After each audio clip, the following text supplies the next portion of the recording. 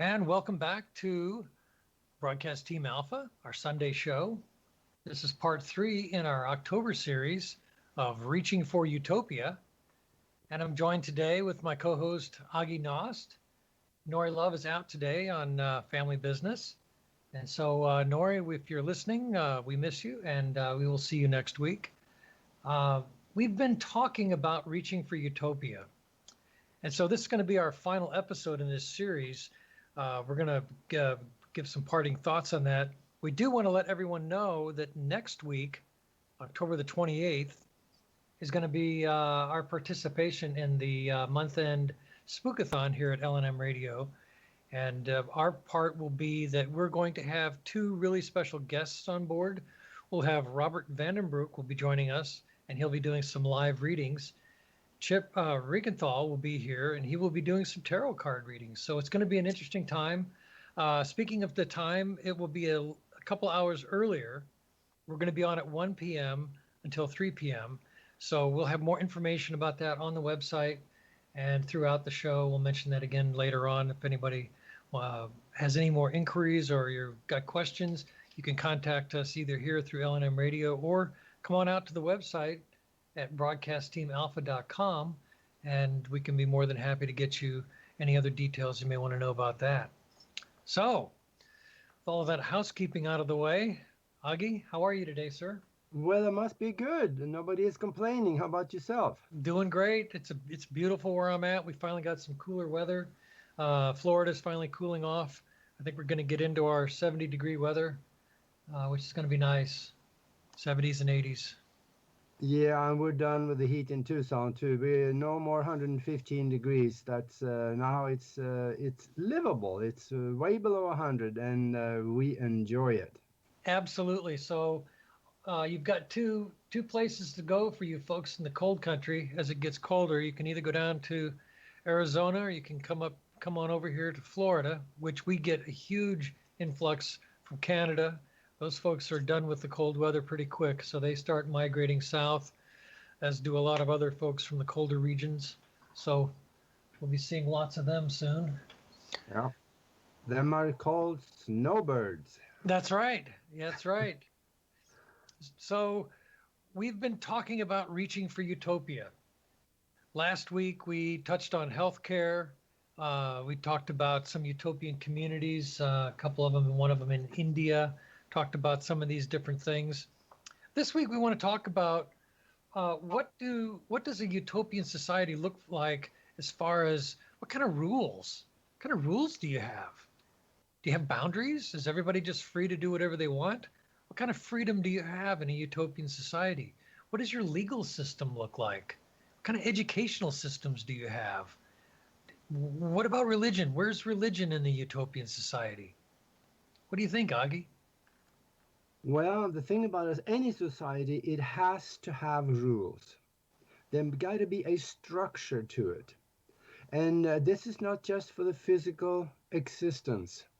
It is also a structure to the existence and society, so to speak, of a spiritual society, even out of the physical. There are hierarchies in the spiritual world too. Archangels are up at the top somewhere, and then there are others that just fall down below that do more of the work and maybe lesser of the decision making there also.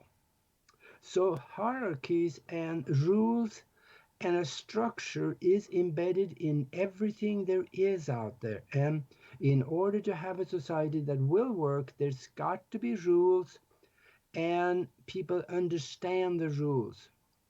If you don't know the rules, you're probably not going to follow them. So that's kind of obvious. And there are societies around the world that right now is operating in a limited way on those things. I mentioned last time about this place in India, and that it is still running, and it's still fine. And there are places in Africa and the jungles in South America where there are tribes where people are very happy and they live off the land. They don't go to work necessarily as we look at it. They go out in the bush and they find food and they bring it back, and they kill something and they bring it back, and then they have a feast and everybody eats and they play with their kids and they enjoy the family and everybody is happy. So maybe we should look at the question, what is most important in our life? Is it being happy, or would it be maybe achievements, building faster cars, building spaceship, having investment portfolios, and doing what the neighbor expects you to do? What should we do in order to stay happy? Maybe that's what we should look within to try to find out, because there are times when we really don't know what to do. Then we need to look at what is most important. Is being happy most important? I couldn't Alan? agree more. I really couldn't agree more. You know, you mentioned Africa. I don't know, some of our listeners may be familiar with Michael Tellinger. He's done a lot of kind of an ancient aliens type of archaeology on Africa. And he has been pushing for this Ubuntu contributionism. And you can see that at ubuntuparty.org.za. And Michael talks about this Ubuntu contributionism that he's derived out of some of the African cultures. So that's definitely worth taking a look. And it is about being more happy than being materialistic. But to your point, Augie, about rules, definitely going to have some rules and some structure. I think all human societies, you usually wind up having some rules. You know, you got the some of the ancient laws about adultery, the Ten Commandments, not stealing, uh, basics for harmony.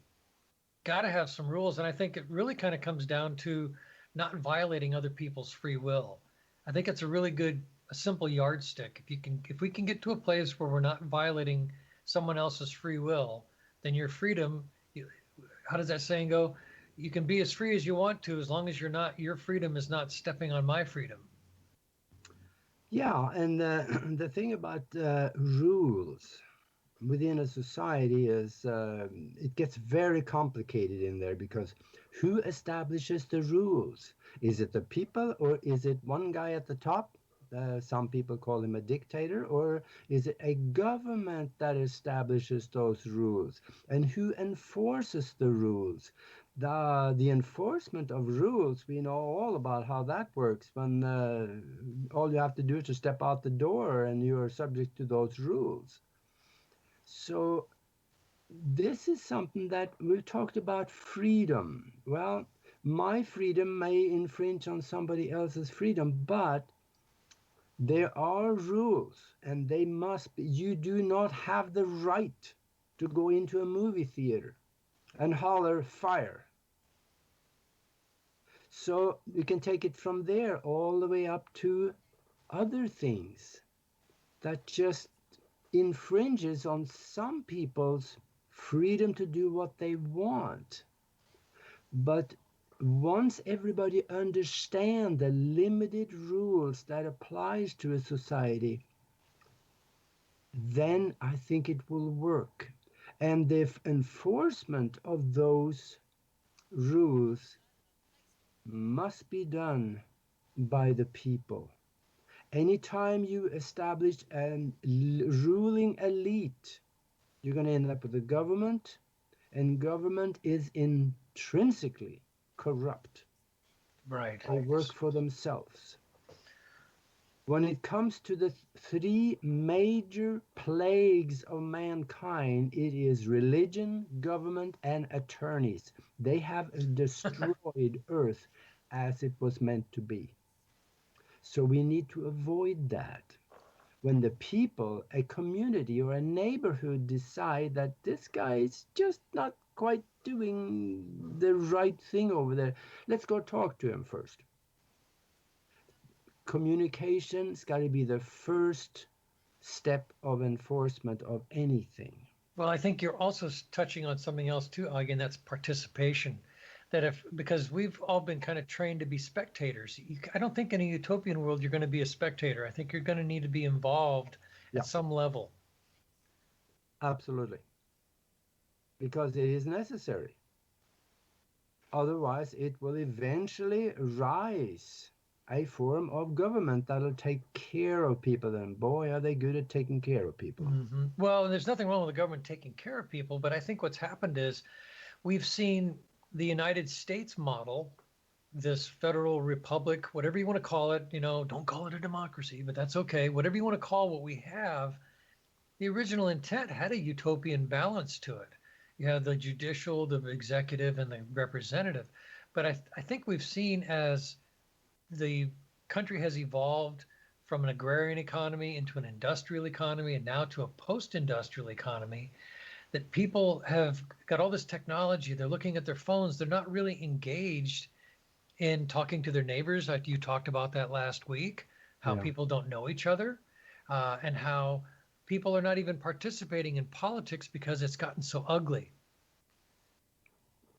Yeah, and I totally agree with that. I don't participate in organized crime either. So I can understand how people will feel that way. But if there's a fair system, people need to be involved. I think you're And right. yeah, no society will last unless that the people are learned. Well, you And mentioned a key word there, though, fairness. I think yeah, when if a system is fair, if it's intrinsically fair, people will participate. When the fairness gets removed, then people walk away. It's human nature. It's like, you know what, screw that. I'm not going to be a part of it. I don't want anything to do with it. So that's where I think we've seen a huge erosion in what was once a very utopian, noble ideal with our country has been eroded because fairness has been taken away. That balance gets tipped in favor of money, or it gets get tipped in favor of elites. absolutely. And I just mentioned learning and not just education. Education usually comes down to a body of knowledge that is imposed on somebody, usually from an education system by government. People need to be learned or educated in history. They have to understand what the history has done before, because if they don't understand it, they will end up doing it again. They also have to be full understanding of we don't need oil. We have available to us free energy and renewable energy. We have to understand that disease is not necessary because the profits are taken out of the health care system, and Right. which have become a disease management system right now. It's horrible. And yeah, and cancers are very curable. You raise the pH value of the body to 9 or so, and the cancers will die. It's There's so curable. much common sense medicine available, but we have uh, these narratives or these control structures in place that keep denying people or dismissing when a healthy solution that's not based on big pharma comes out. Then all the advertising comes out, and the big pharma, they all say, "Oh, that's just spook medicine or whatever." And then they do their own research and they find out later that, wait, they were right all along. The natural Yeah, cure was right all along. So we ab- get denied all these natural solutions. And then ultimately, people finally stand up and they say, listen, I want the natural solution. I want that. And that's what we have to do. We have to participate in our own overcoming of all these archaic, backward ideas, archaic ideas in spirituality that have a lot of harm built into them. A lot of religions are incompatible with a free society. And there seems to be a rise of these hateful religions now on the planet that are hampering mankind's forward growth. I think it's really sad to see in the 21st century. yeah. And speaking of religions, it's a subject that is very touchy. But once we understand what we are, who we are, an immensely powerful spiritual being having a physical journey, once we understand that, then religions will go away. But if we are buried in religion in that one book, and that's the only thing you research, then you will go by what's in that book, because everybody else tell you you better stay with the system, otherwise you're not going to be part of us, and all your friends go away, and things just doesn't happen the way you want it. So religions have a way to turning into a government, and a tyrannical government in its own way. Well, it And that's causes people to not think critically. They lose their critical thinking skills in favor of dogma and statements and creeds and things that don't necessarily require critical thinking. You're just required to believe, shut yeah, up and do as you're told. And so we were talking earlier a little bit before the show, and I think we need to reevaluate the things that we quote believe, the things that we hold dear. And if those things that we hold dear tells us to violate somebody else's free will or to be mean to somebody, then maybe we need to reconsider that. Same with politics. If our politics is telling us to be mean to other people and that it's okay to be mean to other people because of this, that, or the other, I don't think there's a reason that you're going to come up with. You're not going to convince me there's a reason you can be mean to other people. I know it sounds kind of grade schoolish, sounds kind of childish, but really, not supposed to be mean to other people. Whatever happened to that? yeah. And if the religion or government tell you to be mean to other people, we need to rethink what we have been told. Absolutely. Now, Because that's not to be confused with self-defense. We talked about that too, that there is a time for self-defense when someone is violating your free will. They break into your home. I think you've got a right to defend yourself. If they cross your border and they're attacking you and they're damaging you and your people, obviously you have a right to defend yourself. yeah, But I don't think we should just make a policy that we're just going to go be mean to people. And there are religious orders, there are religious doctrines that tell people to do that. That's yeah. archaic. And It's then not going there to are take us. also religions that tell you to be nice to people. I have read, I read the Bible. I read most of the Quran. And for the Bible, there's a lot of love in that book. And there is in the Quran, there's a lot of love in that book too. As long as you're a Muslim. If you're not a Muslim, there's no love for you. Right. That's the way I had the understanding of it. So we need to again go back to, if we are told to be mean to people, we need to rethink it, because it's the universe, spirituality of the universe is a nurturing place if we allow it.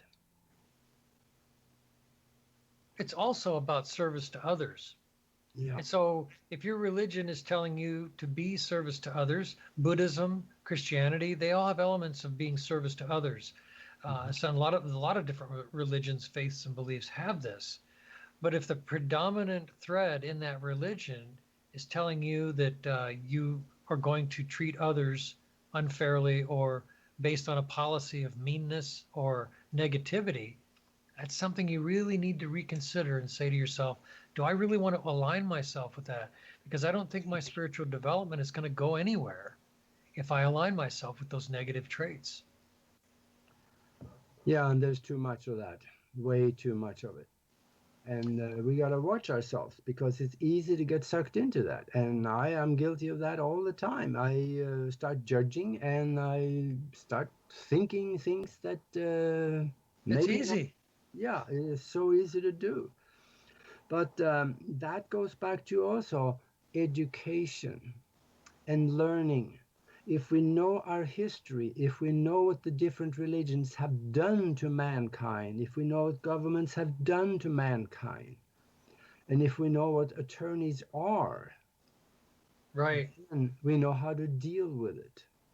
Well, that's an old adage about not knowing history and winding up repeating it. If we don't look at history, if we don't look at the failures of the past, then we don't build any wisdom. We just had a guest that we just interviewed. We're going to have the interview coming out in a couple of weeks, within the next couple of weeks with a guy named Shannon Panzo from Australia. And he's got a course on how to learn in a different way using more of the power of the subconscious mind instead of the conscious mind.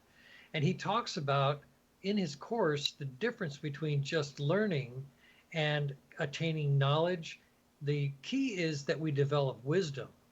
And so that wisdom is the ability to use knowledge. So Yeah. we have a lot of people with knowledge. In my own career in the computer business, I've been around plenty of smart, so-called smart people or intelligent people, but some didn't always have the best wisdom, didn't have the temperament to temper their own temper, if you will. Yeah. Yeah. And that is not just that industry, though. That's everywhere. True. Very true. Because most people they have the same type of indoctrination called education, and in there it is we are educated for the purpose of becoming a good servant of pretty much of government and the establishment system quo. So if we start thinking by ourselves, then we get punished for it. And that Yes. has to go away. Now, a lot of people are saying utopian society can never happen because I like my car. I need my own house. I don't want to have everything in a commune that everything is owned by everybody. Well, you can still have that.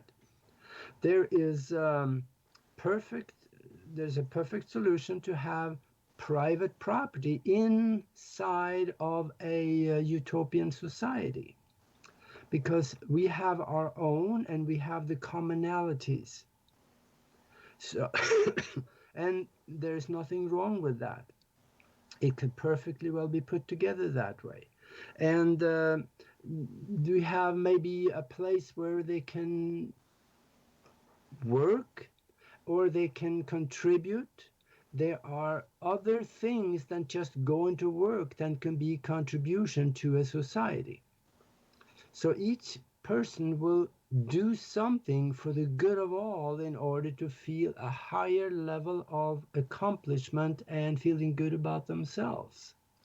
And that is important. We got to feel good about ourselves in what we are doing. Otherwise, we lose our self worth and things are starting to go the wrong way because then we start doing things that is stupid. And boy, do I have a track record of doing that back in my past. Well, in a utopian society, everything is completely opposite of what we have now. For what we have now, the reason you work is to get that paycheck, pay your bills, and then the the extras of society, what's considered the extras are your character, music, art, personal development. Those are all after work pursuits. But in a utopian society, those are your first pursuits. So there is an opposite, diametrically opposed outlook in a utopian society. In the post-industrial or industrial societies we have now, it's all about your work, your career, and your family and everything else takes a backseat. The the side of you that may be better at poetry than being a electrical engineer, uh, the side of you that's the more artistic side has more value. Teachers have more value in a utopian society. The old people with wisdom have more value in a utopian society. So those are things we should really be shooting for instead of this materialistic 2 year car cycle where you're going to buy a new car every 2 years. You got to keep getting a bigger and bigger home. You got to get better clothes and more bling, more and more and more materialism. It's completely diametrically opposed to a really happy life. Yeah, I had to snicker when you went through that list. That was, you see that everywhere. And when I look into my past, yeah, I saw it there too. Yep, same here. Yeah, so we need some relearning. It's like And that little yoga meme that I've seen. You must unlearn everything you must. yeah, You know. and I guess there's another saying too that is that the illiterate people of this century will not be the ones that do not know how to read. it will be the ones that is unwilling to relearn what they thought was right. Absolutely. We do. We have to really stop and re-examine everything that has been pumped into our heads. It's been a massive amount of just awful philosophies and ways of doing things. And so this is that moment where I think we can still recover, but it's not going to be for very long if we can't stop and take a pause and say, okay, everything I have been taught, is there anything good in that pile? And what's not good, I got to toss out. Yeah. And another thing too, just speaking of that, the director of the CIA under Ronald Reagan, he did say one time in an interview that when we look around and find that everything our society believes is wrong, then we know our disinformation campaign has been successful. Yeah, that was Casey. Yeah. Yeah. So for those of you that think government is good, remember that saying. It isn't all good. It is good in many ways. It helps to do a lot of things. But isn't that the key, Augie, is balance? Yeah. That we balance out these things. We get too much of anything is always, seems like, there's an old saying in my family, all things in moderation. And I think that's something we need to kind of go back to. Yeah, we definitely do. And then again, what is moderation? For moderation for one person may be different from another guy. So we have to, there we go again, within a society, we have these rules. And I think too that's developing consensus. For example, you've got a lot of new legislation now in reference to the legalization of marijuana that's never been legal before. The Canadians just legalized it, so now they're going through these growing pains, and they're going to have to find out what that consensus is about how much is too much. Yeah. Yeah, that's, well, the United States is going through those growing pains too. And that's true, yeah. It is very tricky because people don't really understand that business, but it's a very profitable one. And think of all the tax money that government can make on it. So that is why it's not for the good of the people. It's why that they're going to profit from this. And that's okay because people will benefit too. And I see we're coming up on a break here, Tom. A couple of minutes left. Absolutely. Time to pay the bills, my friend. Yeah. So we could do that maybe a couple of minutes early so I can refill my coffee, and then we'll be back in about 4 or 5 minutes with the program again. All righty. We'll see you on the other side, my friend.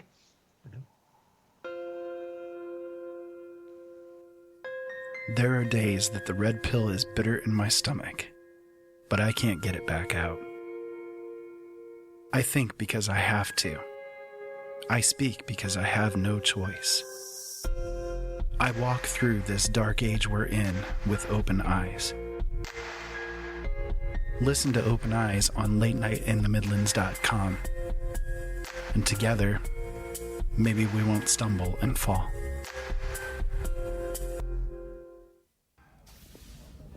Data.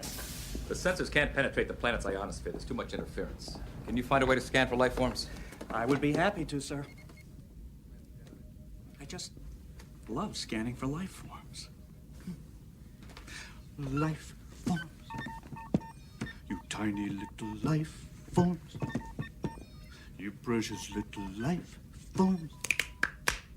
Where are you?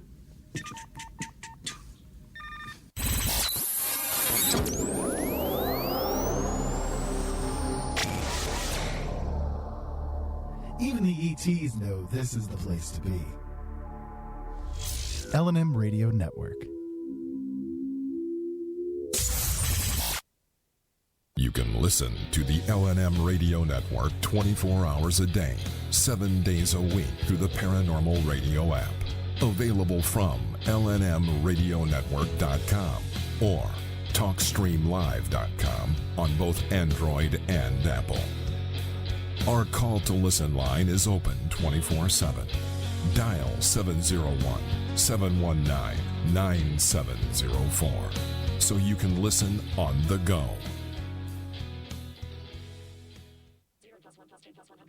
Ever wanted to be sure your robot slave was behaving? Is Echo getting out of control and meeting with Alexa when you're not around? You need RoboGrog. RoboGrog is the new product from Snooze You Lose, the company that also brought you the fine products of Flog a Horse and Calm You Down Now.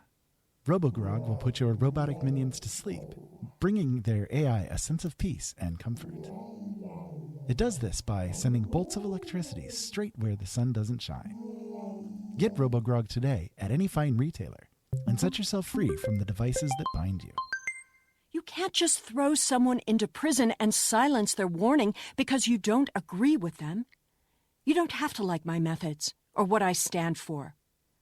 Silencing me won't make the problem go away. It will just whittle away at the ability of people to be ready for the real threats. And when the worst happens, and it will, maybe you can take comfort in protecting the people from a dangerous radical who wanted to tell them the truth.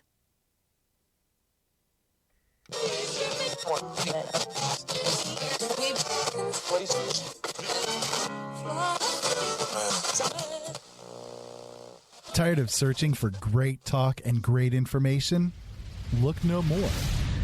L&M Radio Network, 24 hours a day, 7 days a week. Back home, there's a growing pro-Earth movement. Rumors of hate groups targeting aliens. And on all sides, the fanatics think that society has to be protected against anyone who's different. Starting to wonder if what we just saw is a preview of things to come. No, I can't believe we'd be that foolish.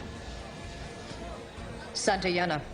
Those who do not remember the past are condemned to repeat it.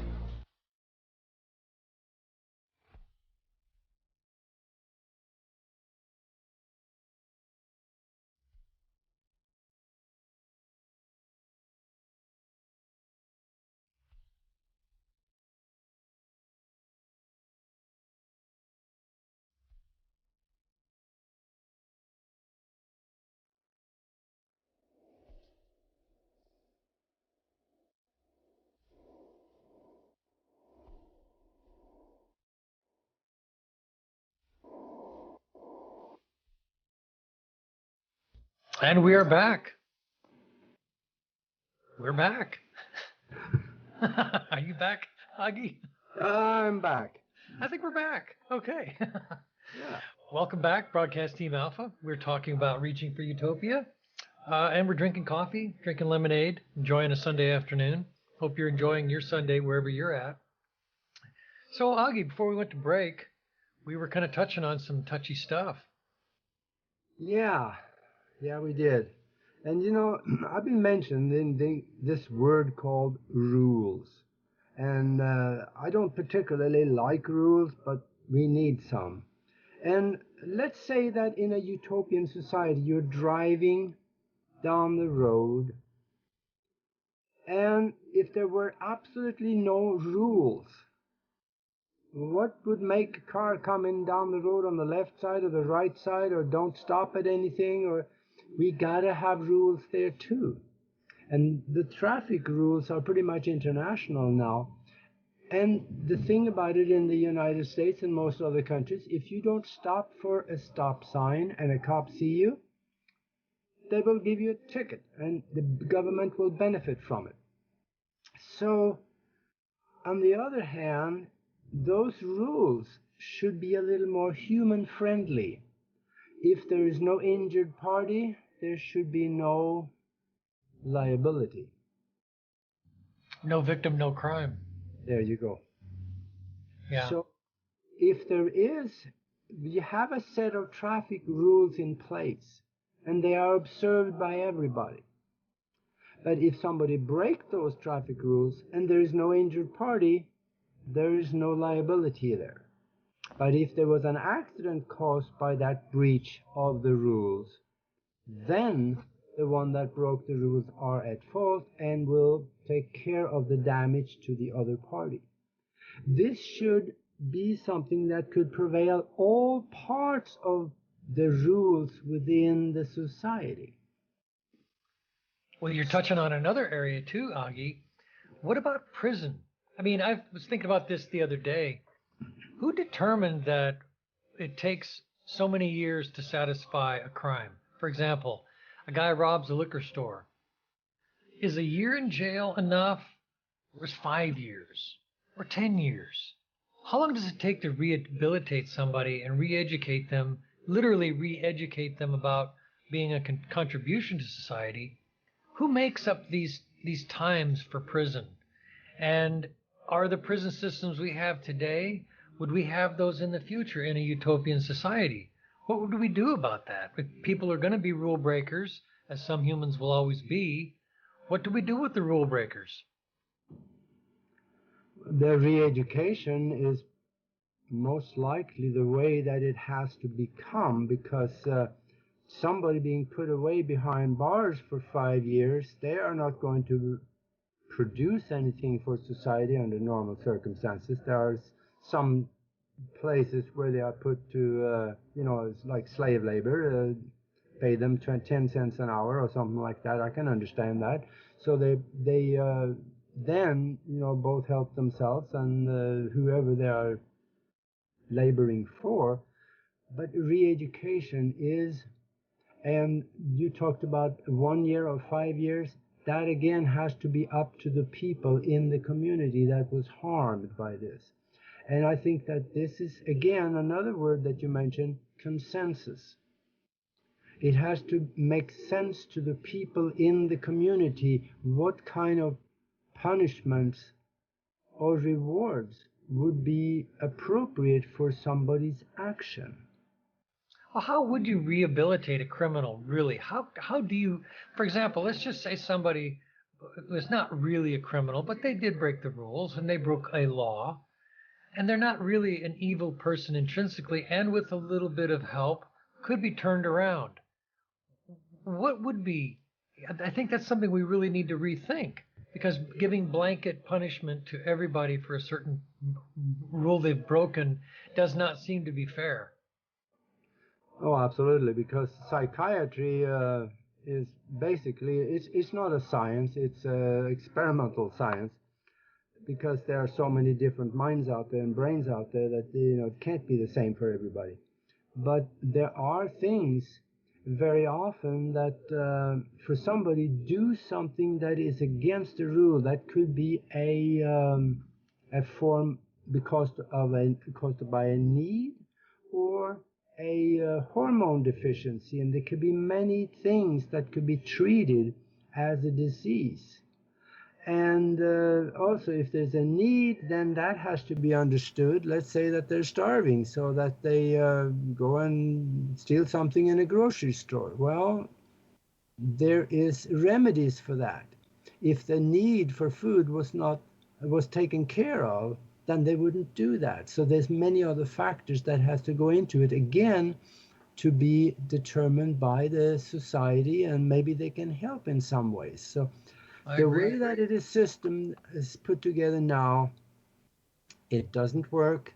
Everybody knows it, but nobody's doing anything to speak of with it. Well, I think the system is breaking. People are actually, it's affecting everyone to a place where so many people are being jailed for just about anything now, that anybody can be convicted of anything. So it's really become a broken system in so many ways. I think you're right, though. Once we eliminate the basic needs, people won't have a reason to steal because they won't need to. And I think if we progress towards a less materialistic outlook on life, you won't want this materialism of stealing valuables. Well, the only reason they're stealing it is because everybody said it was valuable. If nobody cares about materialism anymore, then things don't they don't have the same kind of value that would cause somebody to steal. Yeah. And there are not necessarily government, but every society has to have someone that kind of oversee and make sure things work. And in a spiritual sense, there are other worlds or higher vibratory existences where there is a council of 12 that supervises and makes sure that things work okay. This council of 12 of wise people, people of higher knowledge, that seems to be something that goes, the Essenes even had that. And their society lasted for 900 years without government or any other. They had voluntary rules. And this Council of 12, they kind of run the place. So it seems to come in that there's got to be a council to oversee things. And that is probably something that would work in a utopian society here also. Yeah, we have de-evolved into kingships and personality cults where it's dependent upon one person to make things happen. Whereas in that kind of a community, you see a consensus based on probably, I would imagine, a accumulation of wisdom and knowledge, so that you have a knowledge base of people who are making wise decisions and not political decisions. Yeah, absolutely. And in fact, Nori made a comment not long ago that I will be leading souls to the light since the veil is so thin. Because of the raising of vibration where we are becoming more spiritual. And the veil is getting thinner. We are able to see higher into the light spectrum even. And we start seeing these shadow people out of the corner of our eye. And we see more flying things in the sky. And things is happening. So we are being led to a place of higher learning and higher spiritual value. And this is happening whether we like it or not. We are being led to this because we are moving into a region of space that will allow many of us to accelerate from 4-dimensional existence into the 5th-dimensional existence. Absolutely. Was it you that mentioned it last week about was it that someone had said it was the Pleiadians that had a rehabilitation for people that are kind of breaking the rules? Yeah. That they basically they were taken off to a separate area.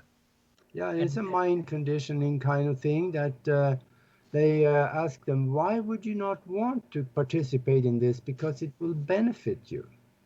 And when people see the benefit in it, even there, they would probably reorganize their thinking.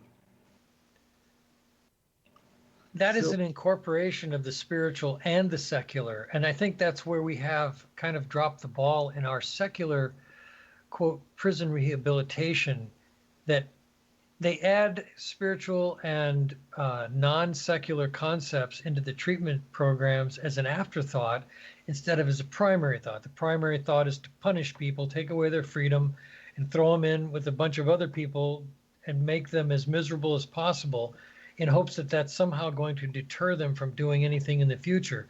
When instead, what you do is you create an incredible amount of resentment and pain and suffering. And so what are the first thing a lot of these people do? They wind up going back to the ways that the breaking the rules the way they did before they went in, and then they get caught again, and they're back in the big house. Yeah. So we haven't rehabilitated a bulk of these people. All we've done is make them meaner. Yeah, because when you send somebody to prison, that is crime school. Right. Because they sit and listen to all the stories from all the other people, and they learn from them, and they say, boy, oh boy, next time I get out, I'm going to do it better than I did last time. So we are re-educating them. We're not educating them in the proper direction. Yeah. It's the wrong kind of rehabilitation. Mm-hmm. It's going the other direction. There was another, which you brought up here before the show, actually, the Amana colonies in the 18th and the 19th century. They had some 20 settlements in around the North American continent, and it worked very well until government got involved with it and got it all screwed up for them because they started to impose themselves on these colonies. So there we see again, if people are left alone to do their own thing, you'd be amazed how smart they can be once they have good leaders. That's the secret, I think, is good leadership. Again, though, I think really if you educate your people to where they have critical thinking skills, that forms a natural check to abusive leadership, such that the people don't allow themselves to be abused by someone who wants to kind of rise up and be a dictator over the group. They have the ability to think freely and openly. Cults don't allow their people to think any other way than what the quote, the party line is for that cult. They, impose their rules and restrictions and tell you to remove your critical thinking because our rules are what make sense. And if you question the rules, then you're out. But I think in a healthy society, we want to encourage dissent if it's done in we want to encourage people to dissent in a logical and reasonable way, not just as an angry mob or a revolt, but there should be channels built into that society that allows for dissent. Absolutely, and even the people that is at the top, so to speak, those, let's say the Council of 12 or the people that help to put together these rules, they have to be subject to the rules also. They have to be equal with the other. They must not be a ruling elite anywhere. They must be considered one of the people, not like the United States Congress, which has exempted themselves from the rules of the people for much of it. So that way you end up with a ruling elite, and that is dissented by the rest of the people. They feel like they're being ruled over. And well, this is the concept, Augie, that we've been sold this there's leadership of a proper nature, but then there's leadership gone amok. And I think most people, they're not looking for leadership necessarily as the primary function. What we were supposed to have was a representative government, but our representatives have abdicated their responsibilities for the most part because they've been bought out and paid for by these lobbyists. So the common man is no longer, quote, represented. And now you have the other two branches of government that are basically setting policy and law. So our current situation is very out of balance. And it's very unfortunate that we've evolved to this. So I really would like to see us get back to representative government. Then the leadership no longer becomes as important. Does that make sense? Yeah, and of course, now I also see that we are within about 5 minutes of the end of the show here, and this is the last show on Utopia. So I'll give you my opinion also, but I'm going to ask you first. What would your advice to people, what would you suggest that they would do in order to better our society now? Should we just stay and take care of ourselves, or should we get involved with other things outside of ourselves and try to lead other people in the right direction and sometimes take the flak for it? Well, I think you're absolutely right. And my thought would be, we have to get involved. We have to kind of stop being spectators. We need to go towards action. And maybe the first action is just some of the simple things, learning how to be nice again, disengaging from the inflammatory division that's going on, and start to step back and say, okay, wait, we're being played as a society here. We're being played by political tribalism, religious tribalism, and a lot of philosophies that are no longer nice to people. So initially, we should get involved in our own heart and soul of getting back to being nice, and then be nice to our neighbors, be nice to our friends, be nice to our family, and be nice to our community. It sounds kind of silly. Just start being nice. There's the old phrase, killing with kindness. I think if we can all start being nicer to one another, nicer in our community, and spreading niceness and happiness, Bambi and butterflies everywhere, I think that will bring a huge amount of change. What do you think, Augie? Absolutely. That's a good place to start, because it doesn't cost us anything. Say hi to somebody, puts a smile on their face. Well, it costs us our ego. We have to put our ego aside. That's the hard part. Sometimes we do that. And beyond that, I would also say people should reach for higher spiritual knowledge. Yes. Because if they gain that higher spiritual knowledge, everything else will fall into place from it. Because in that higher spiritual knowledge, being nice to somebody is an integral part. If we have higher spiritual knowledge, we have lesser of a chance to turn out as jerks. Well, what it does is it starts to help us understand, as you start to understand these higher concepts, that we are not as separate as we think we are. That separateness is just a moment in time on this planet. That when we evolve out of this existence, we understand that we are not separate, that there is a oneness out there. And that's going to take some adjustment for some people to understand. It really does throw the mind off the rails to understand oneness. And when you start to understand oneness, you don't look at other people the same way. You start to see that behind what's behind that human skin, there's a soul that needs love and that needs to be treated with respect. And so those are the things that we have to kind of relearn, I think, as a society.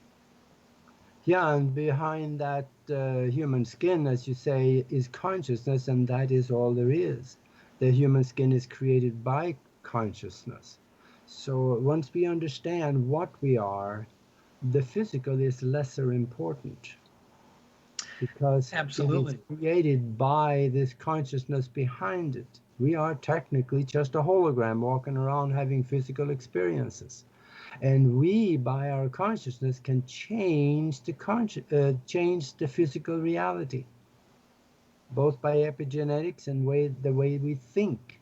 We can think things into existence in the future if we also help to do it ourselves. Well, this is why we need to learn these things, because all of the archaic stuff that we have had stuffed in our brains as a society, we need to shed that stuff away and really start to ask the bigger questions and really start to really get in tune with what consciousness is all about and how we do co-create the reality on this planet. We can either continue to suffer or we can make it a much better place. We should start reaching for utopia. That's my goal. So. Yeah, absolutely. And that is another reason why people need to watch those shows that we did on the mastermind. Because masterminds within the family, within a community, within a state, a society, or mankind as a whole can change our physical reality to go in a better direction. And we need, for those of you that want to be part of that mastermind group, go to our website, broadcastteamalpha.com, and go to the contact page and send us your email so we can get in touch with you. Because this is something that could be very important. It's going to open up new vistas for you on your ability to do what is called co-creation, where you are learning to understand how your consciousness can tap into manifestation, healing, and a whole host of other positive benefits. So definitely encourage you to come and check that out. Yeah. And I see now that we are down to the wire, to the end here. So I would say next week we are going to do the Spookathon. Yeah, when you say something about that for the last end there, so we can see the next we've week. got Robert Vandenbroek will be doing readings. Chip Riekenthal will be doing some tarot card readings. We're going to look at the positive side of the spooky holidays, look at the paranormal side on a positive basis. The dark side's not interesting to any of us here at Broadcast Team Alpha. We're going to show you a little brighter side of that. So be sure to tune in next week. It's going to be a 2-hour show. going to be pretty good. I think it's definitely going to be worth checking out. Robert Vandenbroek's an amazing individual, as is Chief Reichenthal.